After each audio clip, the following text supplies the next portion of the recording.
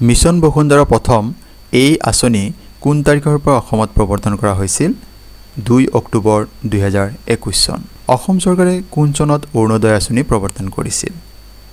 ইয়াৰ শুদ্ধ উত্তৰটি হৈছে 2 অক্টোবৰ 2020 চন ভাৰত চৰকাৰে কোন চনত স্বচ্ছ ভাৰত অভিযান আৰম্ভ কৰিছিল ইয়াৰ শুদ্ধ বিকল্প হৈছে 2 অক্টোবৰ 2014 চন প্ৰধানমন্ত্ৰী জন ধন যোজনা কেতিয়া আৰম্ভ কৰা হৈছিল ইয়াৰ শুদ্ধ উত্তৰ হৈছে 28 আগষ্ট 2014 চন মিছন বসুন্ধৰা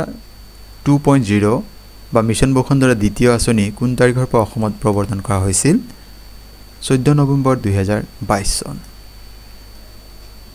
ভাৰত চৰকাৰে কেতিয়া সুকন্যা সমৃদ্ধি আঁচনি প্ৰৱৰ্তন কৰিছিল